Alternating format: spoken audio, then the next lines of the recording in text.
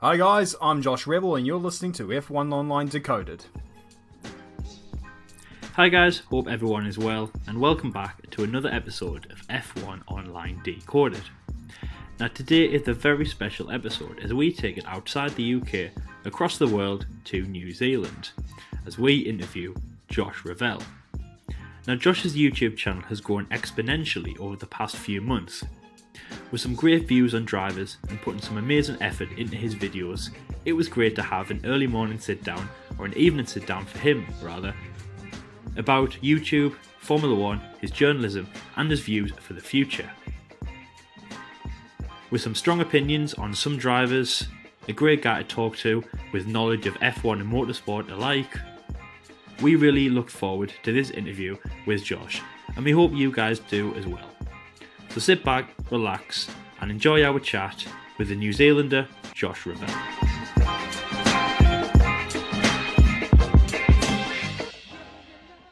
So Josh, thank you so much for taking your time out of your very busy schedule, I'll imagine, to talk to us today. First of all, how are you doing? Are you coping well? Are you fit and healthy during this rough period right now? Not fit and healthy, but everything else above. Yep. That's good to hear. And of course, how are you coping without no Formula 1 or no racing in that matter? Not too well, man. I don't think any of us are really coping that well. Yeah, but thankfully there's a lot of, content out there for us all to enjoy, I suppose. YouTubers such as yourself, and I don't watch my videos, but there's still a lot of stuff out there for people to watch. Esports, if that melts your butter. But yeah, we are a bit deprived at the moment of real Formula 1 action, but in terms of overall content, there's still some stuff for us to enjoy. That is true. I mean, if anyone hasn't checked out, obviously Josh's channel, go and check out his videos. They are really, really good. And also as well, if you're on Twitch, go and check out the F1 drivers who are currently not playing F1, but are playing Euro Truck Simulator, which is the best thing you'll ever see. Trust me, it sounds weird. I heard but about honestly, that, F1 drivers playing Euro brilliant. Truck Simulator, that is just madness. I mean, Goat Simulator's next, just you wait. Anyways, moving on, just before we start talking something completely different. Of course, Formula 1 is why we're all here at the end of the day. Well, unless people are here just listening to you who don't like Formula 1, but anyways. So obviously Formula 1, big part of our lives. We talk about it, you talk about it. But how did you originally get into Formula 1 when you first started following the sport? Tell us your story through your journey, how you got to know Formula 1 and love Formula 1. All right, let's start at the beginning, shall we? Truthfully, I'm not entirely certain. I know I got into the V8 Supercar series here in Australasia in 2002 when I was given a DVD of the highlights from that year, and I just watched it religiously because at that time I liked racing. But I think earlier on, I got my first PlayStation 1 console, which was huge for me, really. And the first game I ever got was Formula 1 2001. So I think I still got that, I'm not sure. But it's still an awesome game. Loved it to death, always played it. I couldn't drive for shit. But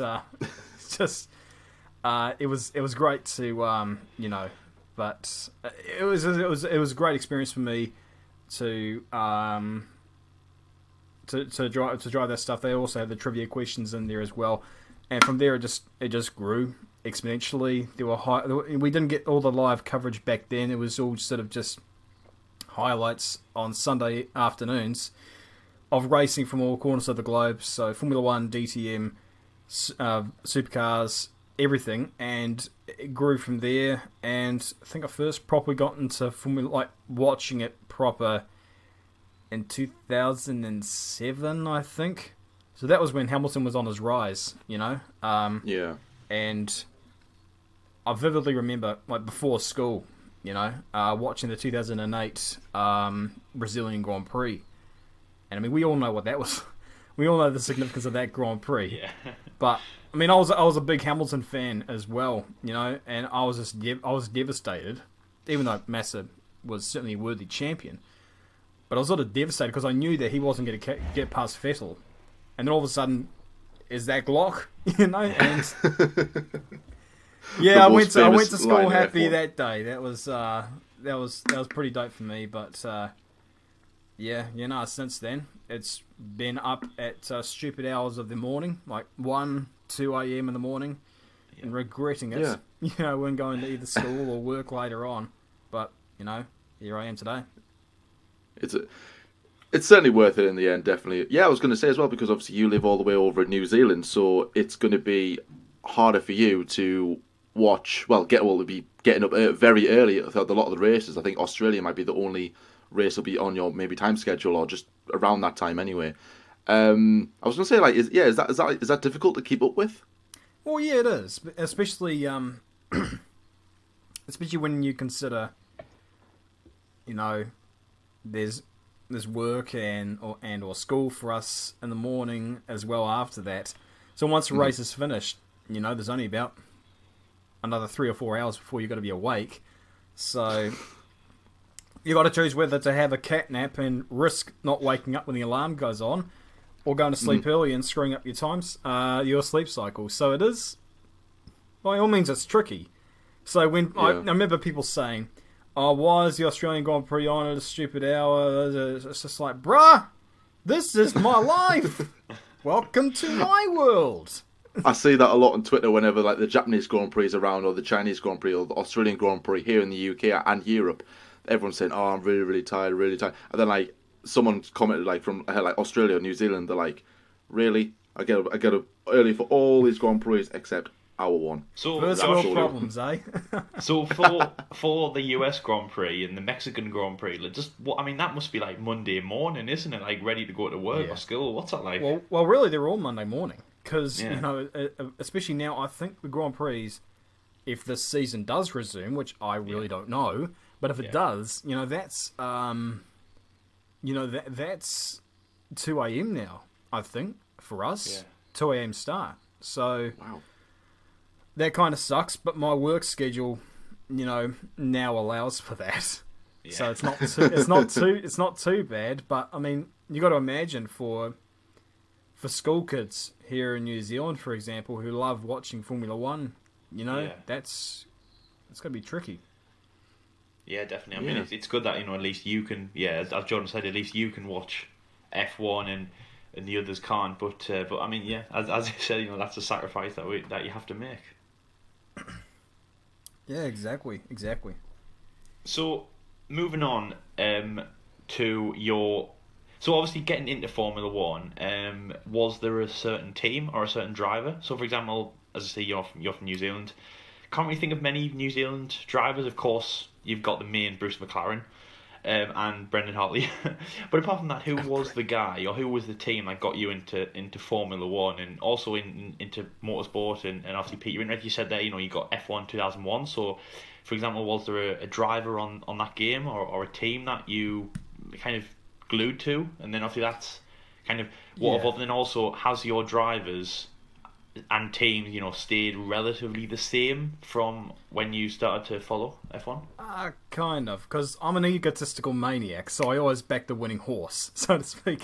So my top two, my sort of heroes growing up was Michael Schumacher in Formula One, because as a kid you always go for the best car and the best team. It's like, that one's faster, I want that one. So always went for that one. It was a better choice than Tasso Marquez in the Minardi, though. Oh, the legend that was. Even though he was ahead of the standings of Fernando Alonso in 2001. But never mind. Me and Lyle's got a funny backstory to that, haven't we, Lyle? We have, yeah. I just want to break in and say, yeah, when we were doing a Fernando Alonso video, and I started reading exclusively off Wikipedia, and I wrote in Tasso Marquez's name against Fernando Alonso. I remember Jordan just looked at us and, what are you on about? But and then Tasso Marquez is now being etched into like the F1 debate through history, and also one of our favourite / non-favourite drivers. So yeah. Anyway, sorry, Josh. So Michael Schumacher, favourite in F1. So like, who are your other idols? I mean, I it sounds like you're going to go into other sports and other kind of things of life. Yes. here in Australasia, I say Australasia because Australia is well known for the Holden versus Ford rivalry in the V8 Supercar series, but it extends to New Zealand as well because, we're like brothers, Australia and New Zealand. We love each other until it comes to sport, in which case, all bets off. But we share the love of the V8 Supercar series, and it's just fierce rivalry between Holden and Ford. From the moment you pick a favourite team, or manufacturer rather, that's it for life. And for me, it was Holden, the number one Holden racing team car of Mark Scaife, and that's who I latched onto for, the remainder of his career, until I met him, and then that was a real case of, okay, don't meet your heroes, But yes, it was those two. It was Mark Scaife in V8 Supercars and Michael Schumacher in Formula One that I really, really got into. And then, of course, as the years went on, I obviously when Schumacher retired and then came back. When he came back, I was obviously in his camp, but. There was also Lewis Hamilton because he was just that good. He was genuine. Like, it was genuinely amazing watching his first year because in came a guy who, almost won the bloody championship whilst partnering Alonso. And it was just incredible, really. Yeah. But since then I've just sort of. I don't really have a favourite driver anymore. I mean, I have drivers that I like more than others. So, for example, Hamilton, Perez, Leclerc, those drivers I like more so than others for my own reasons, and that's just, the way I operate. Some people that I don't like a little bit more than others, and I think people know who I'm referring to there. But, I'm just... yeah, you wouldn't know. No one knows. No one knows who my least favourite driver is on the grid. No one knows. But, no, that's the thing, It's all, for me, really, it's all about... I'm more into backing the drivers who, are good, rather than, I like them just because I like them. So... it's been a bit of a change. Exactly. Growing up. Yeah. But it sounds good. I mean, so obviously with Michael Schumacher drove for Mercedes when he came back in F1. Would you say Mercedes is your team? Obviously now Lewis, and obviously you started off being Ferrari. Who would you say is your team now? That I know there's no that I said that you don't have a favourite, but who would you say is your favourite team on the grid right now? If I had to choose? Oh God, okay, I don't know. That's hard. That's a hard one. I really don't know, and I'm not trying to take a pass on it. I really don't know because I don't know. Like, I mean, a lot of people love Ferrari, obviously for good reason, but to me, they're just the team that constantly shoots itself in the foot and expects a different result every time. Like, I don't know, Red Bull have got their issues as well. Mercedes, you're a bit of a sponge cake with no flavour, kind of. I don't know. Like, there's not a lot that attracts me to that team. McLaren, probably. Yeah, I'd probably go with McLaren if I had a choice. Yeah. Well, Bruce McLaren, definitely. Great choice. Good choice. Even though there hasn't been a Kiwi driver in there for, 50 years? Just kind of last thing from me, well, as you say there about, hasn't been a New Zealand driver. What's the... What is it like in New Zealand for Formula One? Is there a vibe of we like racing? So of course, over in the UK, most of the teams are set up here. It's British, Lewis Hamilton, Mercedes, McLaren. What's it like in New Zealand? Would you say you've got a vibe for a certain team or a certain driver? Like, and is Formula One, obviously you said that, alongside Australia, V8 racing is popular, but is Formula One, which is mainly a European sport, would you say that's quite popular in New Zealand? What's the vibe like on a day-to-day basis? I would say that it's not as popular as what it normally is. And the reason for that is because Kiwis in general are... Okay. When our sports teams do well, Yeah. that's when we support them. But as soon as something goes wrong, like if you watch the Cricket World Cup, which you guys will love talking about, but you know, on the whole lead up to it, us Kiwis were like, "Yeah, go Black Caps, we're gonna do this," and then we lost the Super Over. We're just like, "Oh well, we don't care about cricket anyway." No, we don't care. So we're total bandwagoners. You know, we ride off the success of our countrymen. We don't actually, watch the sport. Like, it kind of sucks, really. That's just sort of the way we are. In terms of Formula One support, like, it's there, obviously. You know, there was a bit more support once Brendan Hartley hit the scene, and everyone was expecting the world of him. But the whole time I was just thinking, this guy is probably the least qualified person from New Zealand to be in Formula One, because we had Mitch Evans, we had Richie Stanaway, who were both GP2 winners. People with tremendous success. It's just like, and taking away the New Zealand element here for a second, you know, there was also, you got to think of who else Red Bull could have called up. There was Antonio Felix da Costa. There could have been, and there were other drivers that were in more of a position to replace Kvyat, but they went for him. Like, for me, I always just thought this is just not the right move. But of course, a lot of Kiwis didn't really see it that way. They just said, "Oh, there's a Kiwi in Formula One, hurrah!" Yeah. And there was a lot of stories as well about how he was unfairly shafted, and it went around the New Zealand media, and it's just like, for goodness sake, guys. Can we just admit that Brendan Hartley was just not good enough for Formula One? Yeah. So a little bit of harsh words, but well, I'm just realistic about.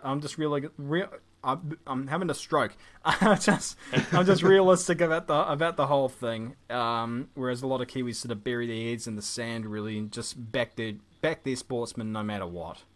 Well, we all know what New Zealand is like. You must have the whole country must have buried your heads in the sand after the Rugby World Cup. I knew it was going to happen because I was in Japan during the World Cup, and for an entire year I was saying, like, the Springboks are winning this World Cup. I'm telling you now, they're going to do it. And everyone in New Zealand was saying, nah, we got this. I'm like, well, okay, well, don't come crying to me when we lose to England in the semi-final. I knew we were going to do that. Sure enough, we did. And then I just had people going to me saying, what else are you predicting? and earlier that year I also said Charles Leclerc's first Grand Prix win's going to happen in Spa, and he'll win the next race in Monza as well. Wow. And so when those two things happen, like, because they happened before the World Cup, when those two things happened, I was saying to people, are you sure you don't want to do this? Like, are you sure you don't want to bet against New Zealand here? I don't know, like, yeah. Obviously not all Kiwis are like that, and it's applicable to every country, but still though, yeah, again, when it comes to New Zealand support in Formula One, it's really very patriotic in that regard. Yeah, right, okay. So just moving away from the world of Formula One and into the world of YouTube. You know, we do YouTube, you do YouTube. A lot of people who watching us like watching YouTube, or even do YouTube themselves.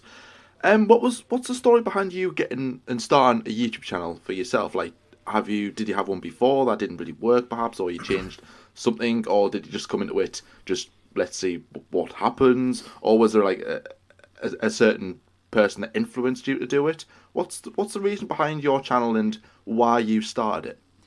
Right. So there's a bit of a story to that, and I do blabber on a lot, so I'll try and keep this short. That's good. But yeah, so in the teenage years, everyone wanted a YouTube channel. Everyone wanted to be one of those big YouTubers, because that's the dream, isn't it? You know, you sit at home and make videos. Well, here I am now. I regret that, but but yeah, so the big rage was the gaming channels, of course, back in the day. You know, the Let's Plays and the reactions and stuff like that. And I tried that, but I knew it just didn't work. I wasn't committed to it. Then I was uploading soundtracks, and that again didn't really do it for me. Then I uploaded some random things from iRacing, back in, 2010-ish, something like that. So it was doing a whole different sort of array of things, and those racing videos, stayed up there for a while. That wasn't until 2018, I think it was, if I'm correct, when I was trying to look up some stuff for Andrea Moda, because it was a big cluster of a team, and there was nothing up there, and I was like, well, why don't I just make something of myself? And initially I was going for a more serious approach to it. Of course, later on you'll see that it sort of descended into a bit more bad comedy sort of style.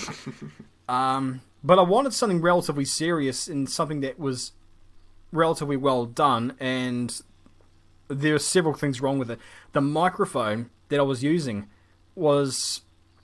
There were those equivalent of £5 headphones, cheap plastic ones that were made in the jungles of Malaysia, that was broken in half, and the microphone as well was dangling from the headset. So I was holding the headset up like that with the microphone dangling, and I was talking into that, and I was trying to amplify the audio in post to try and make it sound anything decent. So you just heard through the whole video, and it was just a mess. The audio as well, I was terrified of copyright infringements, despite the fact I was using FOM footage without crediting them at the time. So I used this royalty-free music, which came with the software, and it was horrid. But it went up there. It got like 1,000 or 2,000 views. I was like, okay, that's cool. I'll think of another project later on down the line. It didn't happen until early 2019, where all of a sudden, because at that time I had YouTube notifications on, all of a sudden I'm getting notifications every freaking 5 minutes from the video. And a lot of it was get a better microphone, which was like, yeah, I know. But it went up to like 200,000 views. I'm like, alright, okay, there's something here. But I've always wanted to do it in a different style, Mm-hmm. So, yeah, mid-2019 I looked to restart the channel, and I drafted a script for UGE Day. Because UGE Day was actually my first intended video. And I was nearly finished with the video.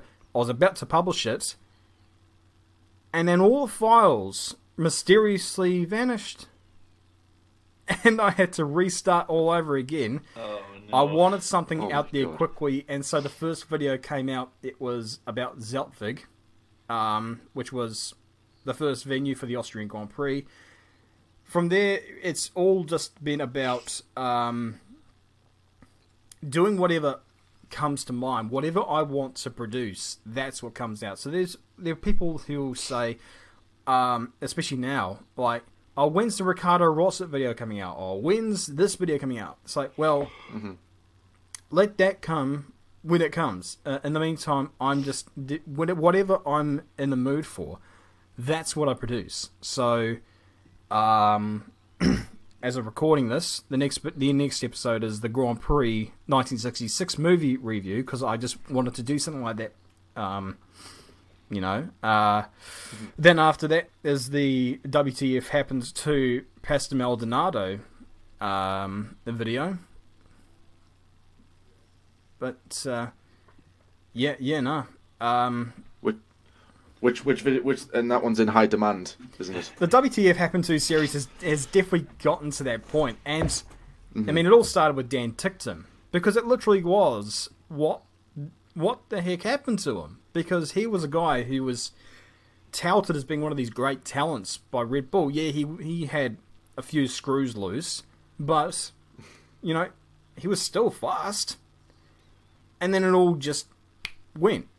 It's like, what the heck? What happened? And that name sort of stuck. And I sporadically make a WTF Happens 2 video, but really that's reserved for drivers with the story behind them. Like, I've had people say, what about Narayan Karthikeyan? Well, what about him? Oh, he came into Formula 1 for 3 seasons. He did not that great, but there's no story behind him, you know? Yeah. Mm-hmm. As opposed to Yuji Ide, who came in with all this success in Japan, and then he had one of the most ludicrous careers in Formula 1. Dan Ticktum, as I said, who had a great career ahead of him, and then it all went down the toilet.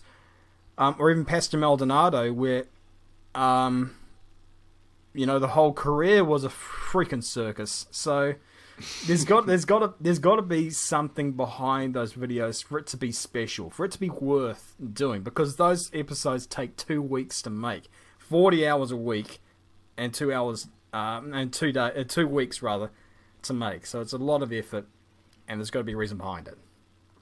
Oh, it has to be as well, and of course you're getting all that, the view, and obviously the viewers as well coming in every time you upload the video, and I think that's a good approach to it, because some people just kind of do a video for the sake of the viewers, and I think once you get kind of trapped in there, it's very difficult to get out of it. Like, oh, I'm just going to do a video that I want to do, and then your fans are like, no, we want you to do this video, and before you know it, your fans are running the channel. It's like, whoa, hang on a minute, no, this is not what I wanted, and that's when things start going wrong.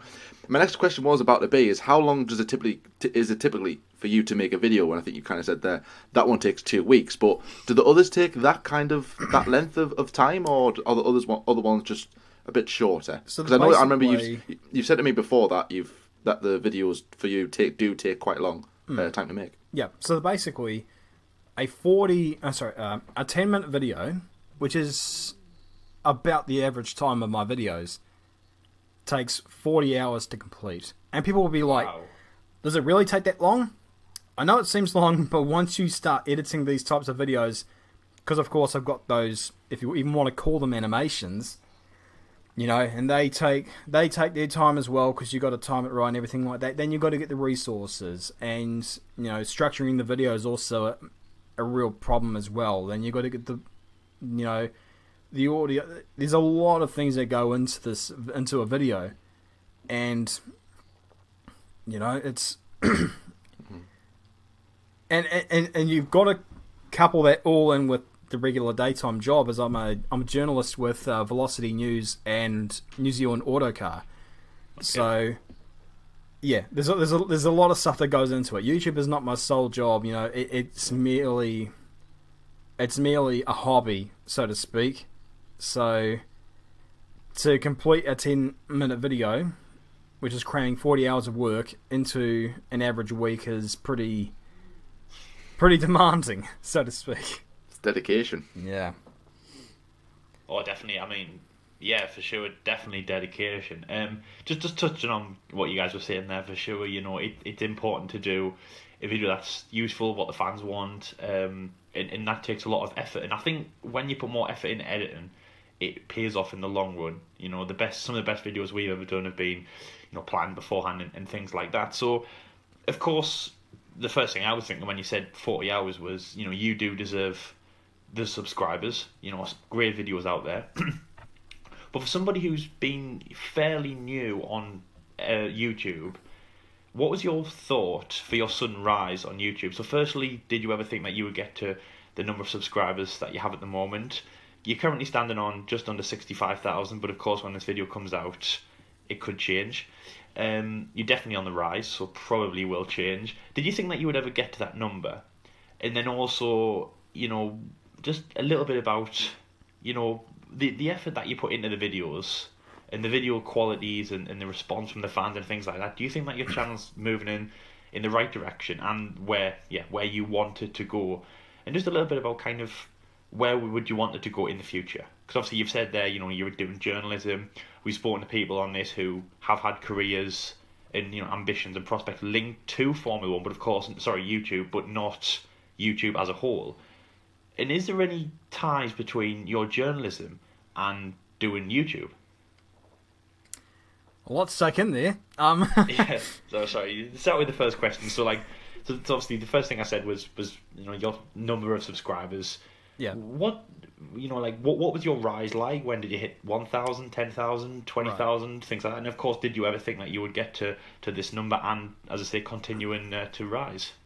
I don't know if I ever gave it any thought. It was more just my thing about YouTube has always been about telling stories, perhaps that not a lot of people delve into, like the 1953 Le Mans thing, where I just had to tell that story because it was just crazy, you know.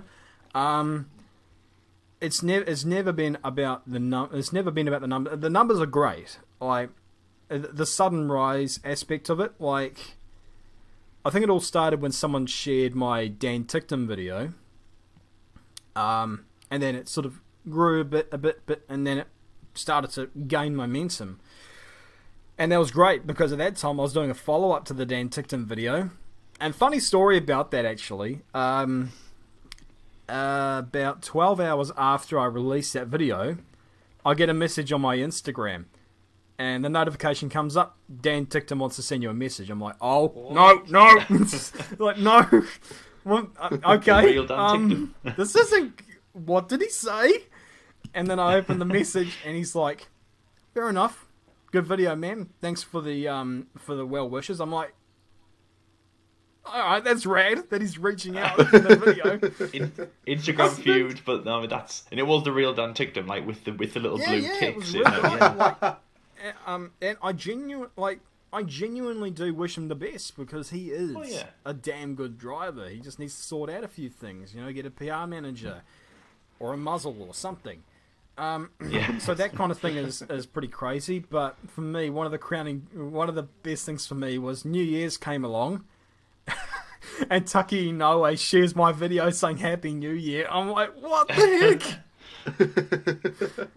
All I need now is for Lance Stroll to share my video. That's all I need to complete the set. Well, you never know who will see your videos. I mean, you might do. Class. You might do in the future. I think we've had, like, when we've done F2 videos in the past, we've had response, like Jack Aiken and I think it was Oliver Rowland back in 2016. I think he's liked our videos, but of course nothing like what you had there. I think that would definitely be a dream of ours. So just quick. Yeah. I've been very fortunate with. Sorry about that, Lyle. I've been very fortunate with my subscribers. I'm definitely not taking it for granted. I know what the grind is like for the YouTube channels, because for about the first 2 months, whatever it was, it was very, very frustrating to put in all that effort and to see, 40, 50 views. That's always the thing. But it warps your perception when you get the higher numbers. Like, I went from the Lance Stroll and then I did the UGE day, and they both racked in massive numbers. And then later on, I when I got 10,000 views in a day, I was like, oh, that flopped. Then I remembered, you think that flopped, mate? Your perception is warped. It does that to you, unfortunately. But yeah, I've just getting back on track. I've never really. I know in the 1K video thing that I did, I lightheartedly said, it'd be great to get 100,000 subscribers. I'm now, what is it, 64 or something like that? You're cropping up on 65, and I can see that when this video probably comes out, you'll be in a lot more than that.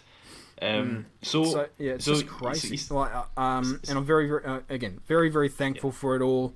Loving, the support and everything like that. But again, my main motivation toward making videos is to tell stories that I feel that I want to tell.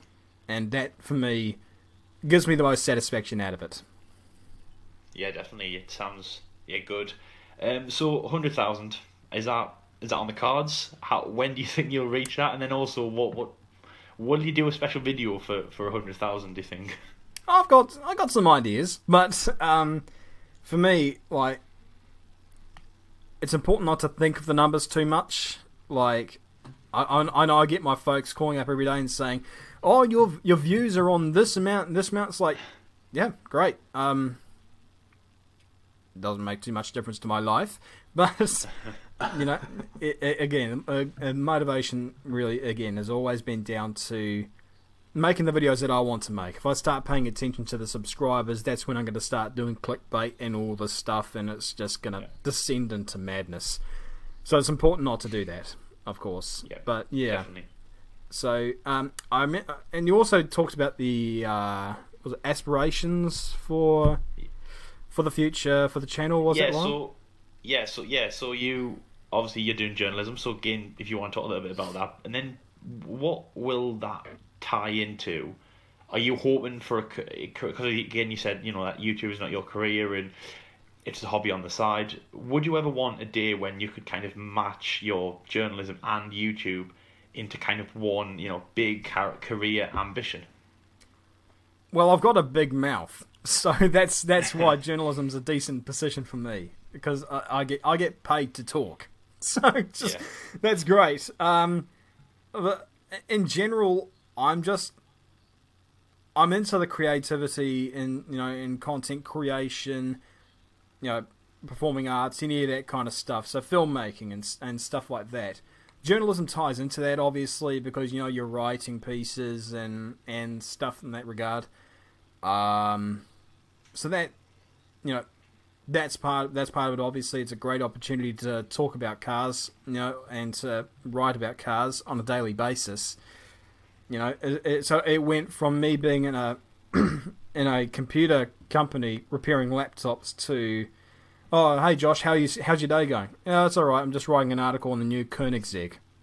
So it's a bit of a different direction that the career's taken, and I like it, of course. But I've got aspirations for sort of filmmaking and stuff in that regard, and I'm working on projects like that when I have time, which I don't really nowadays.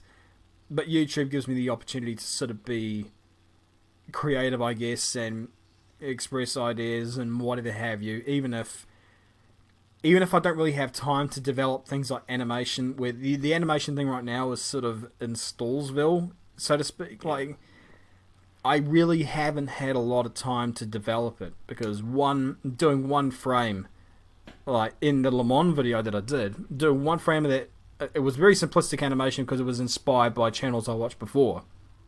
But one frame of that would take about an hour and a half, something like that, because it just takes a long time to make. And when you're trying to compile that on top of the regular 40 hours of work that you do for a video per week, and you're trying to get a video out every week, then that's just where it becomes really, really frustrating. So at some point, I'll take a break from YouTube, whether it's a month or two, and just in my own time, develop scripts, develop the animation, develop everything really to get it to a point where I'd be happy with this. But yeah, it'll be interesting to see what happens in the future. Are you the face of New Zealand Formula One, or like, is that the ambition? Because I was going to say, do you know any other YouTubers from New Zealand or Australia who do Formula One? Because again, for us here in the UK, we know a lot. You can chuck a stone in a room and you'll hit quite a few YouTubers. Is there many, or is there any YouTubers over in New Zealand and Australia who cover Formula One and motorsport? And again, is that another reason where? Is that another kind of gap that you could fill, to be, Josh Revell, the face of Formula One in New Zealand? A company that we've already discussed that, isn't really into Formula One as obviously as much as we are here in the UK. We could do a lot better than my face as the bloody as the face of Formula One in New Zealand. If that's what it's come to, good grief, how much trouble is this country in? So, I mean, like, I don't really know any YouTubers at all here in New Zealand. Like, of course, we've got everyone wants a YouTube channel. Everyone wants to be a YouTube superstar, but they don't really know. A lot of them don't really know, sort of, where to start, what to do, everything like that. For me, I found out what the secret is. It's just finding your niche. don't be embarrassed about, what you're promoting, what you're doing. Like, and if you're gonna get upset about dislikes and stuff like that, then just don't worry. Like, again, just don't worry about it all. Yeah. If you get one dislike, but you get 10 likes, what does that tell you? At the end of the day, if you know your content, if the content's good in your eyes and you're enjoying making it, that's the important thing. In the end of the day, don't listen to what other troglodytes are going to tell you. Yeah. If you're confident about what you're doing and you love what you're doing, then just do it. Find your niche, and just do it. Yeah. But yeah, that's what I would give to any aspiring YouTubers out there.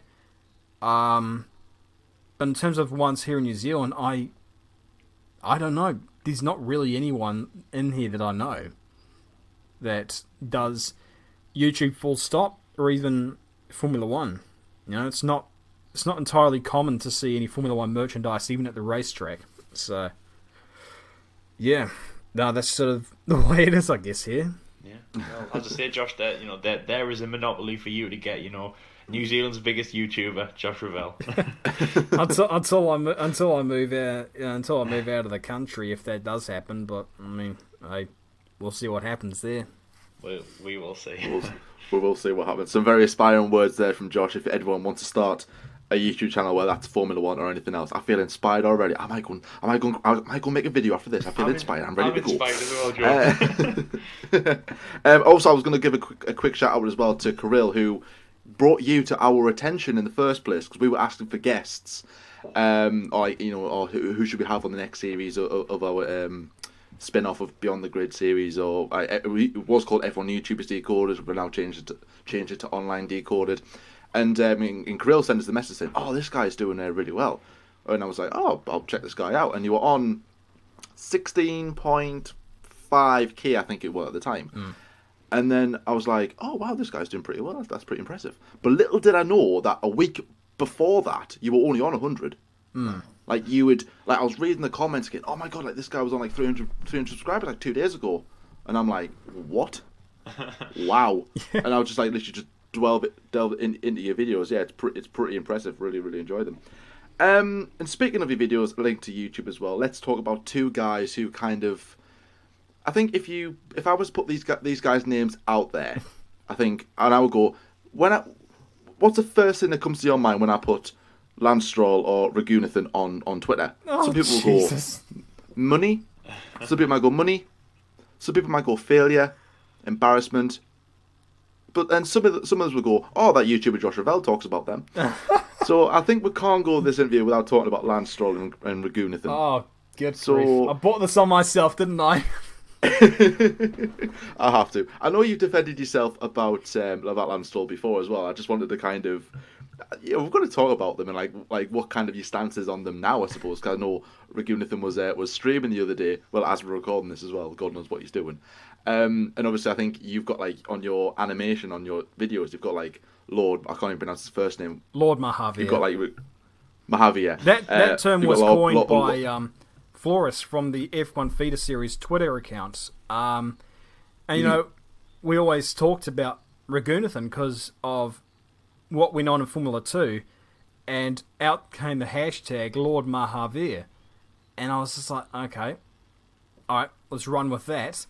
So I made a draft t-shirt and I sort of printed it off, and I was using the hashtag constantly, and it just sort of became its own thing. And of course, when I almost rejigged the animation a little bit, I thought, well, okay, let's be capitalist here and push some merch on the actual animation. So that's where it spawned, and yeah, from there it just it just grew. But yeah, so Lance Stroll and Mccarthy Ragunathan. Okay, this will be fun. Okay, so let's begin with Lance. Yeah, I've had a lot of people saying, why do you hate Lance? Let's get one thing straight, okay? I don't hate Lance. I just am not totally supportive of his position in Formula One. Because I'm looking at it from the viewpoint of he's had 3 years in Formula One, and I haven't seen anything to suggest to me that he's one of the top 20 drivers in the world. Now, some people say, well, can you drive better? I'm not saying I can drive better. I'm just saying that there are perhaps other drivers out there that probably deserve more of a chance than what he has. You know, we talked about Brendan Hartley earlier. It took me 1 year, or not even that, to make me think he's out of his depth. You know? Mm-hmm. And even in his junior Formula career, I didn't see too much in Hartley. But I thought, okay, well, just give him a shot in Formula 1. Let's see how he does. With Lance Stroll, I was watching his junior career. I was at the events, watching him in TRS, And I thought, this guy is decent, And the success followed. And his junior career was pretty successful. Then he went to Formula 1, and I had high hopes for him. I was like, okay, it'll be great to watch him. But he just didn't just watching him drive and seeing the gaps between his teammates and stuff. I mean, 2018's an outlier because Sirotkin, was debuting in the Williams, and that was a dog of a car. But irrespective of whether you have a dog of a car, the great drivers, the fantastic ones, will always make themselves known. I mean, you could tell. I just did not see that with Stroll in that season. And, of course, this season with Perez, he was just outperformed pretty much almost every weekend. I mean, there was Germany where he did well, but there was a little bit more strategic than anything else. At the moment, I don't see him as being F1 worthy. And I'm sort of on the tightrope there, I definitely want to see him improve, but I don't know. Mm-hmm. I mean, drivers have been let go for better results in less time, so that's sort of where the conflict happens. But Racing Point will have it, or Aston Martin, or depending upon when the season will get going again once the toilet paper virus is gone. But once it gets going again. The Racing Point's a decent car, so he'll have a chance to improve. He knows he's got to improve in qualifying. So yeah, I hope he improves. But in the meantime, I'm not totally supportive of his position in Formula 1. But yeah, again, I hope he improves. I hope he proves me wrong. Yeah, I hope so. I mean, yeah, but I think everyone's kind of on the fence with Stroll. I think, to be fair, I think a lot of people are very, very passionate and saying that they just don't like him whatsoever. I mean, personally, I used to be quite vocal about Stroll, but now I'm just like, I'll just let him do his thing and just get on with it. We have no say in it. It's all about Lawrence in the end, and this guy. There's a lot of unofficial history and I don't dabble in that because you don't with unofficial history. You don't know what's true and you don't know what's hearsay. Mm-hmm. I'm just trying to stick to facts for the most part. But, on reflection on Stroll's junior career, I was just like, oh my good grief. This guy, I mean, he's had every chance really to demonstrate it. I mean, yeah, he has. But, man, it's just crazy, just blatant spending of money, just makes you just go, yeah. My good grief. But yeah, at the very least, what I will say about Stroll is that he is talented. And in the video I made, is Lance Stroll any good? That was a broad question. That wasn't pertained simply to Formula 1. It was a broad, is he any good at anything? And he is. He's a decent driver. So if we were to go anywhere else, I'd say, yeah, he'd be relatively successful. But mm-hmm. I'm just not totally sold on him as a Formula 1 driver. Yeah. But I'm more sold on him as a Formula 1 driver than I am with Ragunathan as a driver at all. And I don't think you're the only one on that. No, Ragunathan was a horrible freaking driver. I mean, for his sponsors, he looked like $1 million when he won the Boss GP Championship. But I don't think they really knew what the Boss GP Championship was. I didn't know what the Boss GP Championship was until I watched the video. Yeah, I guess it's one of those series where, if you're rich enough and you could buy a Formula 1 car, and if you want to race it, well, that's where you went. But he wasn't even in the Formula 1 class. He was in the open class with the GP2 cars and stuff like that, and he only really won that series because the person who was winning all the races took half a season off. And he still barely won it. So,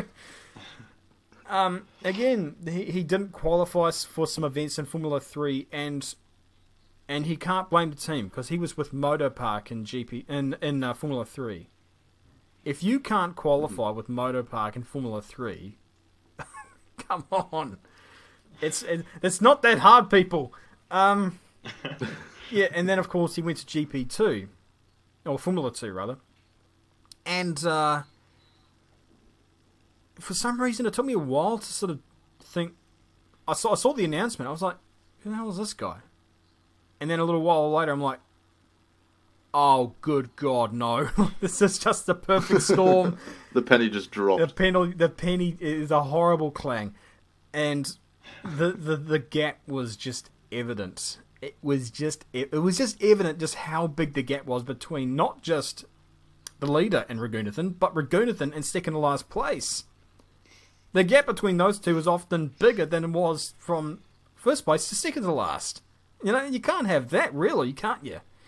I'm sure as well. I'm sure at one stage, it might have been at Spain, I think his slowest qualifying time was slower than the pole position of Formula 3, if I'm correct. So what the deal was there was in the sprint race, Raghunathan's fastest time was slower than Jihan Daruval's fastest time in the F3 sprint race. Now that's alarm bells. Come on. That's screaming. That's screaming alarm bells. That is just bad. And then, of course, came Monaco, where I went from laughing to sort of just angry. Because the antics that he was doing with Jack Aitken, I was just like, this is a joke. Yeah. Like, this is an actual joke.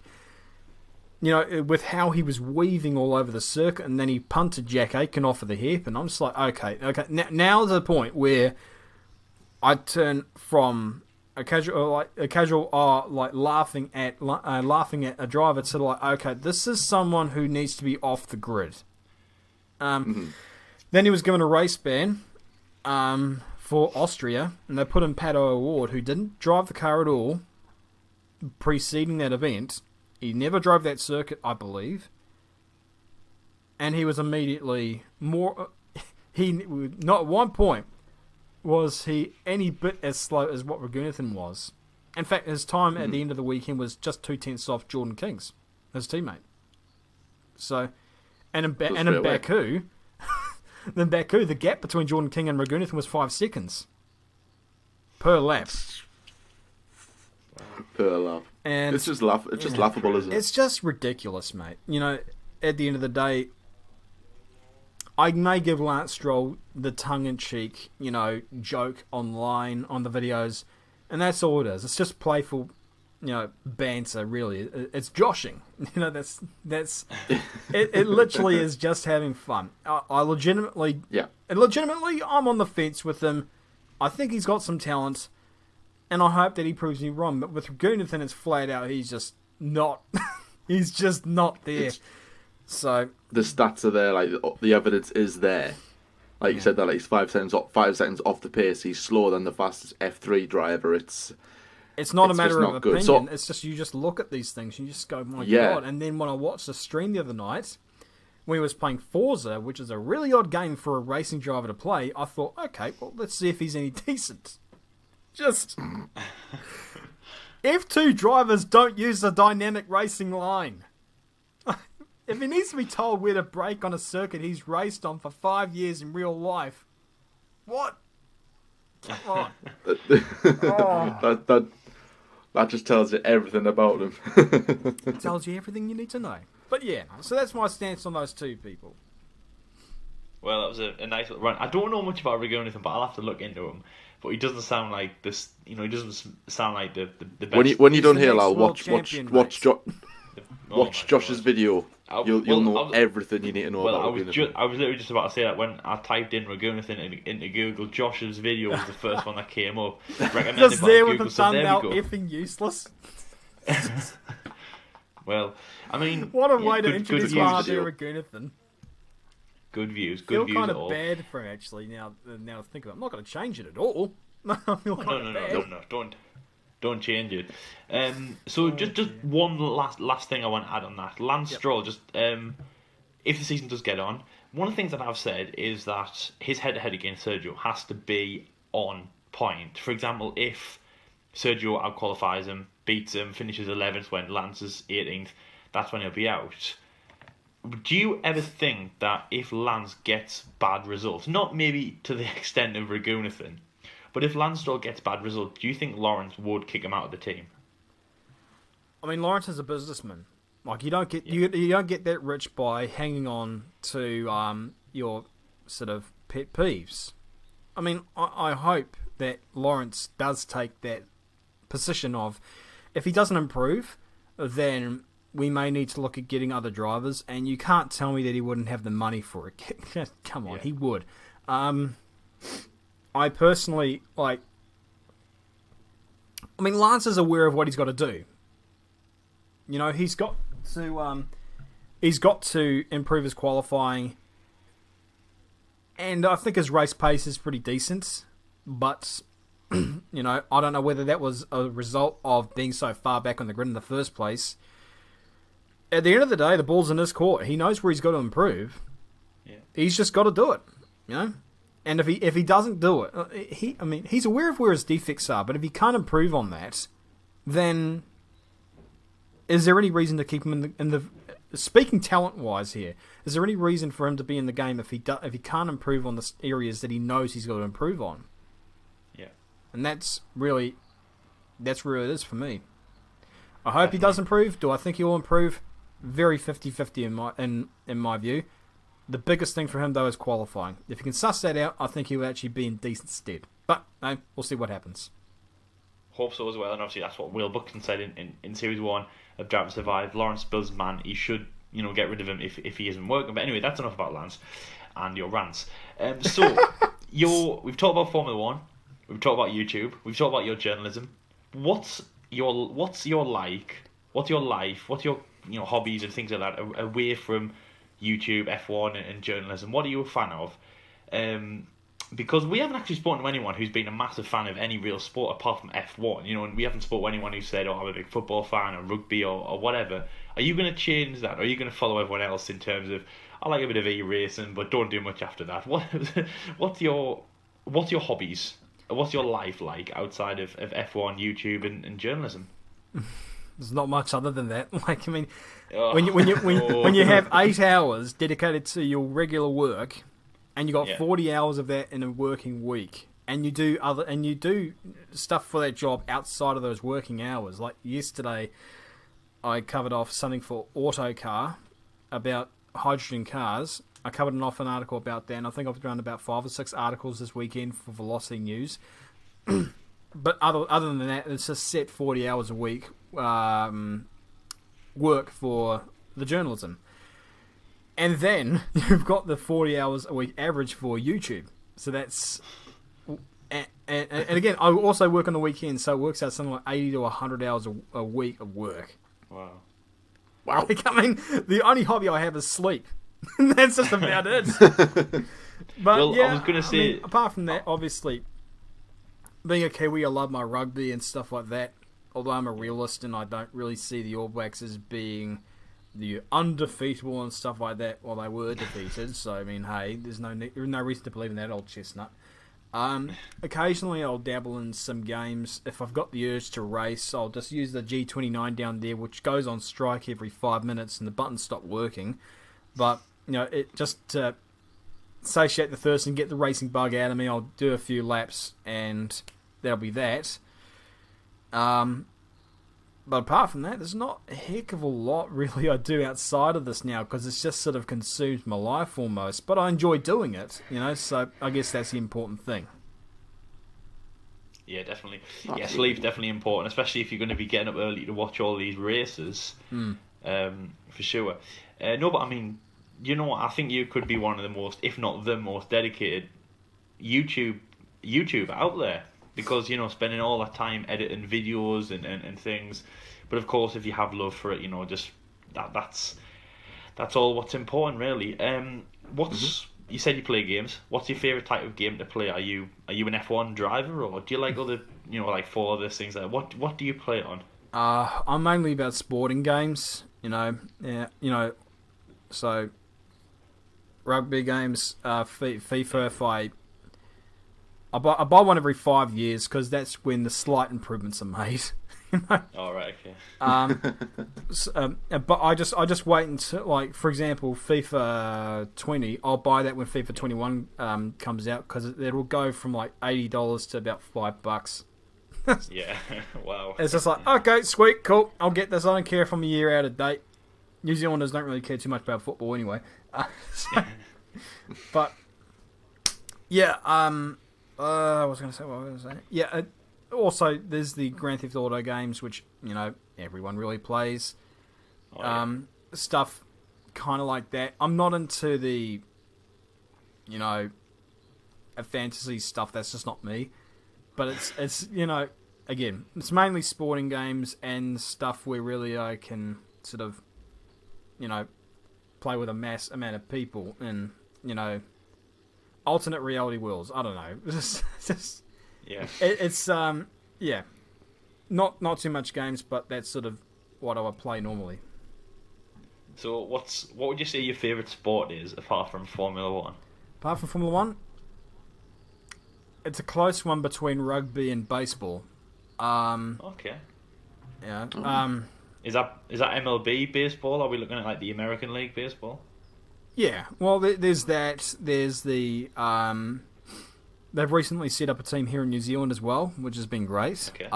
The attendance has sort of gone up ever so slightly, but it's a niche sport here in New Zealand. Like literally, yeah, it's sort of it really is. It's smaller than baseball is in England, and I know that because I was playing baseball when I was living over in London at Richmond Park, and that was great, great stuff. But at least they have facilities. Over here in New Zealand, it's all operated out of a shed that they rent on a rugby field, and that's the biggest club we've got. Wow. Yeah, I mean, niche sport. It sounds like New Zealand are all about, really. Apart from if it's not rugby, then you don't really. If it's not rugby, then it's not worth a damn. No. Yes, exactly. And hopefully New Zealand can do something else in the next World Cup, but certainly not last one. Anyways, moving on. So good hobbies, but obviously a lot of your life is spent, YouTube and Formula 1 and journalism, which sounds great. So moving on from our, generic questions to some fan questions, Jordan. And obviously, again, we absolutely love this segment. This is a way for, our fans on Twitter and obviously some of your fans as well to kind of, just ask just whatever's on their mind, really. So, Jordan, what's our first fan question? Yes, I love this bit. We actually got quite a few. Funny enough, for Josh, because normally I'm always on edge of, oh no, are we going to get any for this one? But no, you guys have done well. So the first one comes in from Salty Casper, which is a very intriguing name. And he says, Mr. Revell, what does the DESU or DESU or however you pronounce that mean in your name on Twitter? So that's Des. Like it's pronounced Des. Yeah. That's sort of when you make a statement in Japanese, because I'm a big fan of Japan. And just to clarify, there are two types of people that love Japan. This is the category I'm in. I just love the country, the culture, everything like that. I just freaking love it. And then there's the weird people. But the last 2 years, I've gone over to Japan, spent a lot of time over there. I love the place to death. Went to the Super Formula finale in Suzuka. That was a mental circuit. And it is better than Paul Ricard. Everything's better than Paul Ricard. Dan is never going to convince me otherwise. In fact, they're going to Japan for a while and learning the language and stuff like that's got me in a bit of trouble because it's a phonetical language. So,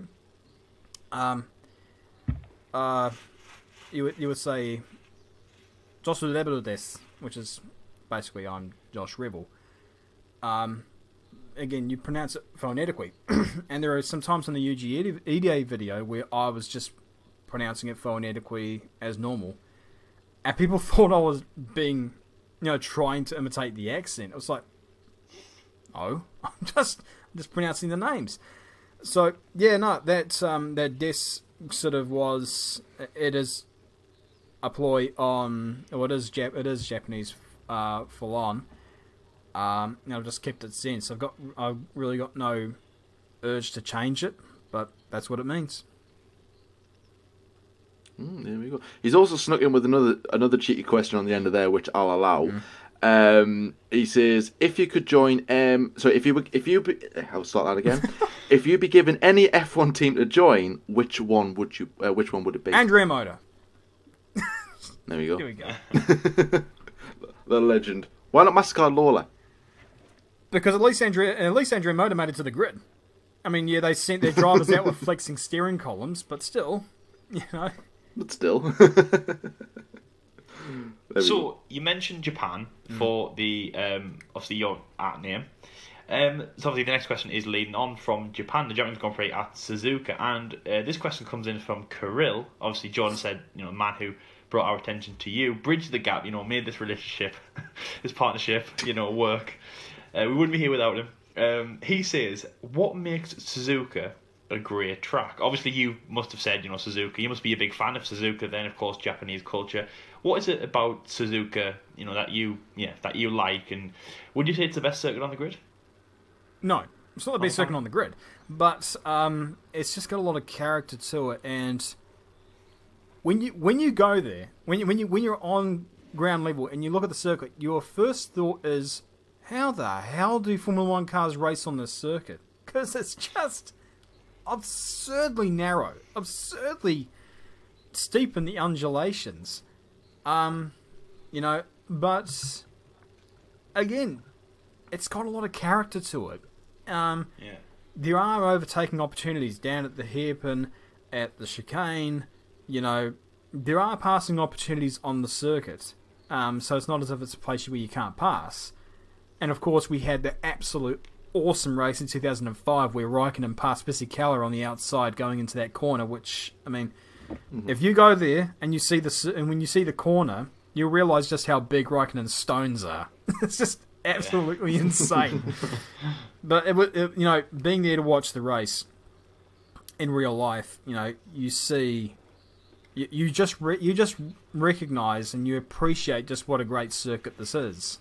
It's, again, one of those things which it's hard to describe outside of some pseudoscience malarkey, But yeah, no, it's the best circuit on the grid.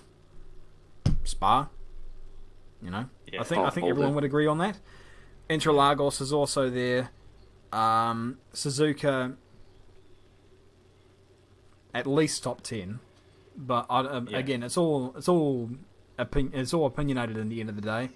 But yeah, I just love the circuit to death. Yeah, definitely, it's a good one. Yeah, interesting. Next question comes in from Dan Philpott.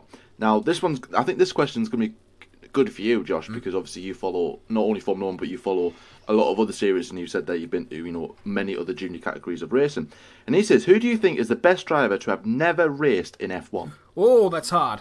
that's really hard, because that's you're not just talking about like the Antonio Felix da Costas that were looked over by Helmut Marko for some reason. It's a very broad question. Like trawling back through many years of racing and what forth, I guess the best way to answer that is who was one of the people that really deserved a chance in Formula 1 that never had a chance. For me, Greg Moore, from Champ Car, IndyCar from the 90s, who was just a phenomenal driver, and he was described as having Gilles Villeneuve-esque sort of car control. And very successful in that category for a while for a team that really wasn't the greatest, but he still managed to do things. And he was signed with Penske for the following year, before his unfortunate death. But little people know he was actually also contacted by Williams, because Williams at that time was hiring drivers from kart. You know, they had Jacques Villeneuve, Juan Pablo Montoya, and in amongst that, they also contacted Greg Moore, and they were asking, "Do you want a test roll with us?" But he had to turn it down because of the schedule. But had he not, you know, and he'd done the testing, who knows what may have happened? Unfortunately, it's all sort of speculative. But, yeah, he's definitely one who really should have been given a chance in Formula 1, and unfortunately we'll never know at all. Yeah, it's very, very, very unfortunate, very, very sad. And the next question, the last question, comes in from Ollie from TGS F1. Now, I don't know if I'm missing something here, because he's asked a very weird question. I don't know if this is just a general one to you, or you've maybe mentioned this before and I missed it.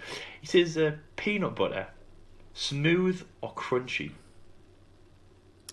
You know, I thought Ollie was a decent up and coming YouTuber. I know that's all out the window now. Nah.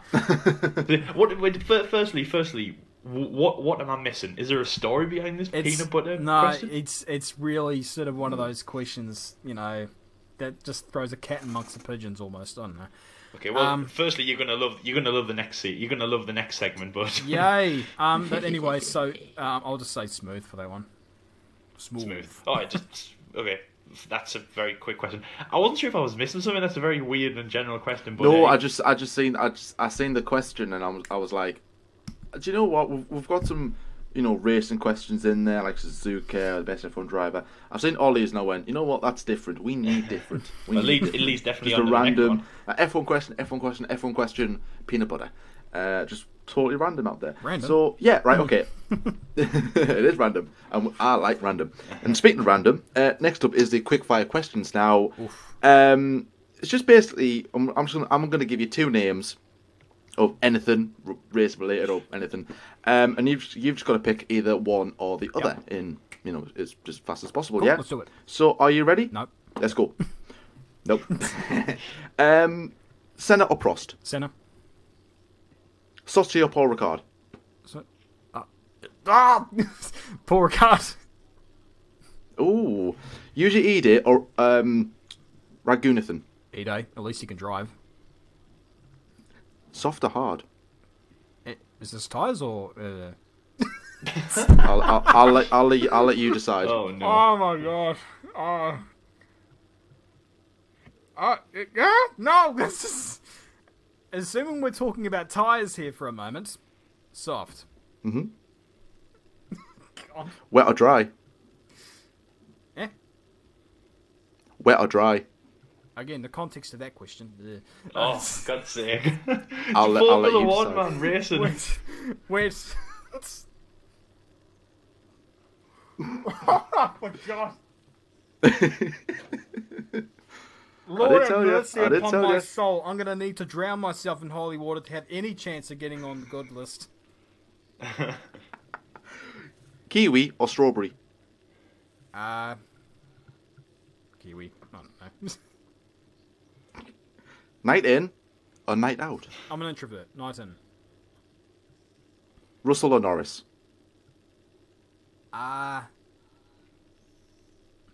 Norris. It's broken. Coke or Pepsi? Coke. We had this one in the.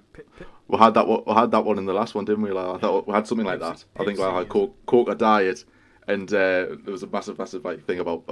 I also seen Jonty as well. Pepsi is the Ralph Schumacher of sodas. Pepsi is Pepsi okay? That's gonna be quite controversial. Coke is Formula 1 and is Pepsi okay as Formula 2? No one wants it. Sounds good. And the last one is McLaren or Hulme? Or Hume? Oh, that's a hard one because, you know, McLaren founded the team, but Hulme was the more naturally gifted driver. I'd say McLaren for his legacy. And there we go, and that's it. You survived the round. I mean, firstly, Josh, I don't know what the hell's going on, but get your goddamn head out of the gutter or whatever they say. Get your mouth out of the gutter. It's in the context of Formula 1. My mouth's not in the gutter. My head's not in the gutter. Yours is. You just took it the way that you people thought. All I said was soft or hard. What's wrong with that? It's soft to hard what? In, in relation to Formula One, man, that's the point. In relation to not anything else. What's the point of this interview? Formula One. Oh God. Anyways, moving on. Soft or hard, dry or wet. The critical questions answered by Josh Revell. Yeah, soft to hard tyres or wet or dry. Oh, tyres. Oh, right, okay. Well, I mean, tyres? having a wet race with hard tyres on is not too bad. You know, you like it hard and wet. So there's nothing funny about that. Hard wet. Exactly.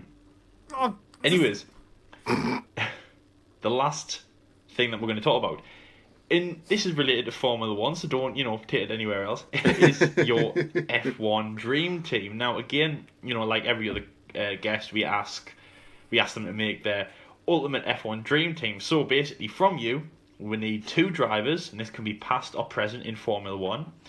2 drivers, a team principal, again past or present, a Formula One car, again past or present, and your team name. Right. Okay. So let's start with your 2 drivers. 2 drivers are Fangio and Clark. No, straight off the bat. Because they won't stir the past between each other. They'll just go out and drive, and they'll just be fast. Team principal. Mm-hmm. I would love the Gunther Steiner in there because you want that sort of comedic, like, hey, you can't keep on crashing no more. I've had enough of you. But ultimately, you watch Drive to Survive season 2, and it's just the most toxic. It's nuclear toxic. It makes Alonso seem like a calm person. But for team principal, Ron Dennis. For the car, McLaren MP4. Yeah. And the team name, I don't know. I don't know. I guess we can. Anything. I guess we can bring back the Brabham name, perhaps. No. Brabham, yeah, that's a good one. Yeah. And then a sponsor as well. Just chucking that in there. Have a team sponsor. Team sponsor. We can't have cigarette sponsors, can't we? It's 2020, isn't it? Yeah. Oh, damn. Well, you can if you want. It's the F1 Dream Team. You can do whatever you want. We You can have blur, whatever we, you want on. we can blur it out. I mean, like, you could have the old Marlboro colours, and we could just not put on the name. How about dual sponsorship between Camel and Durex? Just Camel and Durex. Oh my Camel God. X. Camel and Durex. Well, I mean, possibly. If somebody from Durex ever brought the money, Formula One would put that on a car. It doesn't matter what it's about. They would put it on there. Back in the 70s, they had Durex on a car. I can't remember Yeah, which but that one was it the was. 70s, man. Everything was on the car back then. But Everything. Yeah. Nowadays, I mean, yeah. Anyways, but yeah, I mean, great choices. I don't think we've ever had a choice of 2 drivers like that, Fangio and Clark from the olden days. But no, I'd say very good choices. It's a good choice. I think that's a very good choice. That's probably the best 2, in my opinion, the best 2 you could ever put in that car. You would definitely say that. So. Well, obviously, yeah, because of Jim Clark, and I think he's one of the best of all, or probably is the best of all time. But Fangio, again, Fangio was just absolutely fantastic. I watched that Netflix documentary as well. I got to know a bit more about Fangio. Solid driver.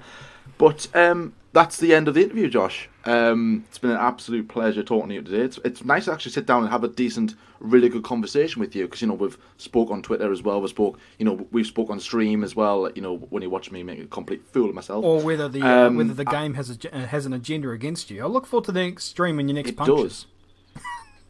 Yeah, more punctures, more front wing damage. It's literally this far away, this very very close for it to be installed and never to be touched ever. For again. everyone watching this, go to the F1 Debate Show's video of the worst race performance ever or whatever it was. I was watching that stream. I was just in tears laughing, and at the same time I was feeling so bad for Jordan. I was just like. I remember I looked away for a moment. I just looked up, and all of a sudden, I just see your front wing go flying off as you're on the approach to Casino Square. I was like, "What? Yeah. You didn't even hit anything. It just flew off." That's what I'm saying. And then you hit the front wing again later on in the race, and you're going through race case. All of a sudden, you just hear poof, the friggin' it goes off. That noise. It's just like I can't. Honestly, I can't even fathom that noise. It will just haunt me. It would absolutely haunt me. I should have really recorded my reaction when I binned it at Parabolica. Just the funniest thing ever. Anyways, I'm not. Let's not end on a bad note. Let's end on a high note. But anyways, Josh, thank you so much for taking your time out to talk to us today as well. And obviously, if you haven't already, go and check out Josh's channel as well. So anything coming up for the remaining year, perhaps on your channel? Like anything? Obviously, this video will be coming out, after we record this. So maybe I'd imagine there'll be some videos coming out in between the duration. But is there anything that you got planned coming up later on in the year? Well, perhaps? for Christmas time, I got a couple of projects going on, which I'll ask you to be involved in, if that's all good. But yeah, of course. That's one of the two things I got going on there. And also, if for some reason you like the Andrea Motor video that's on my channel right now, go and download it, because it's not going to be up there forever. I'll just put it that way. It'll be given a fresh coat of... Oh, actually, might as well just say it right now. If I hit the 100,000 subscribers, I'm redoing Andrea Motor in the WTF Happened 2 format. And especially since... I mean, I've met 2 Formula 1 drivers in my life. No, totally not intended. It just so happened to be this way. The first one I met was Perry McCarthy 2 years ago. Mm-hmm. It was 2 years ago at the speed show. Or was it? Or was it last year? I don't know. My life's a blur. But I met him. I got his autograph, and he was the funniest guy in the world. He was just absolutely friggin' a laugh. And at the Pukekohe round of the Toyota Racing Series this year, I met Roberto Marino. So the 2 Formula 1 drivers that I've met in my life were the 2 drivers that drove for Andrea Motor. Wow. Wow, there you go. Yep. So the Andrea Motor video will go. Will get an extensive sort of redo now that I've got more information from Perry McCarthy and the likes. So if for some reason you liked that video that I made originally, go and download it now, because it'll be deleted once that new video goes up. There you heard it here first. Go and download it. But anyways, Josh, thank you so much for taking time out to talk to us today, and thank you for everyone for listening as well. Really have enjoyed it as well. Got more guests coming up as well. If you want to see anyone, maybe in the next series of this, then obviously let us know in the comment section below who we haven't had so far. Of course, we have got more guests, but just leave any names out there in case we've missed someone. A bit like Josh, thanks to Kirill for recommending Josh in the first place, all the way back in January, I think it was. Actually, or it might have been at the end of last year. I don't know. It was a long time ago, but wasn't this? It was somewhere in that region, I think it might have been, when we were just trying to plan who to get on for next year, trying to get it in advance. But yeah, obviously thanks for that as well. And of course, thank you everyone for listening. If you're new around here, then please like and subscribe as well. Got some great content coming up as well, despite having no Formula 1. We'll try our best to get as much out as we possibly can for you guys. But anyways, guys, thank you so much for listening, and until next time, we'll see you later. See you later, guys.